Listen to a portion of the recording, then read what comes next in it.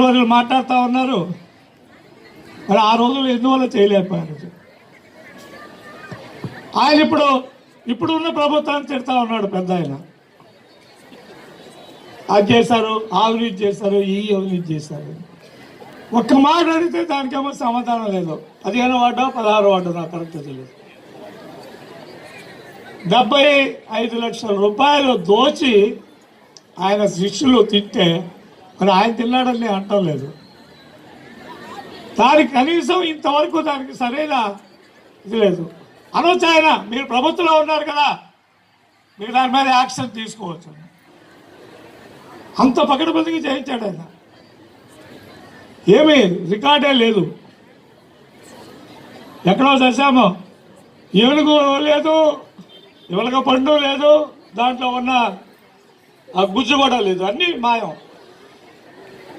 వర్షం లేక నికృష్టమైన దుర్బలమైన పరిస్థితుల్లో ఉన్న వాళ్ళందరూ కూడా సహకరించే విధంగా అక్కడికి వెళ్ళిపోతున్నారు. మన కందుకూరు నియోజకవర్గం తీసుకున్నా కూడా మంచినీళ్ళ కోసం సోమశిల ప్రాజెక్టు నుంచి తీసుకురావటం జరిగింది.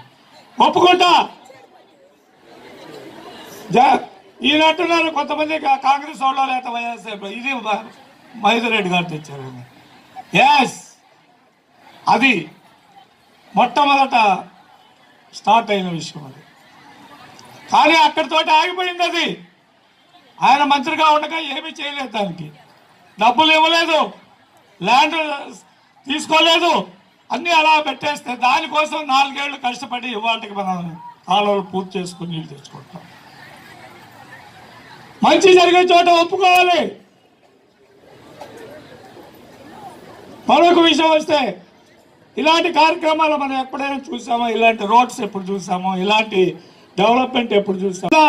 తర్వాత రోజు ఇచ్చి గోడ కట్టలేదే, వలలు ఇంకా వస్తానే ఉన్నాయే. ఏది నాకేమి పడవ ఎక్కడ కనపడటం లేదే, షిప్పులు కనపడటం లేదే. అంత సులభం అంటే ఇవాళ జరుగుతున్న క్రియ అతనికి తెలియదేమో, లేకపోతే తెలిసి మాట్లాడాడు. ఎందుకంటే మన మంత్రి గారు, మాజీ మంత్రి అంటే నాకు ఇష్టం లేదు, మన మంత్రి గారు ఆయన ఇంకా నోరు మాట్లాడుతుంటే నొసలు ఎక్కిరిస్తూ ఉంటుంది. అడిగేది అంత సులభమా? దానికి ల్యాండ్ అక్విజిట్ చేస్తున్నారు. మరో ప్రకారం దానికి కావాల్సిన అదర్ విషయాలన్నీ కూడా వర్కౌట్ అవుతున్నాయి. అది నీకు తెలుసుకోవాలని ఉంటే రండి మా దగ్గరికి, నేను తీసుకుపోయి చూపిస్తాను.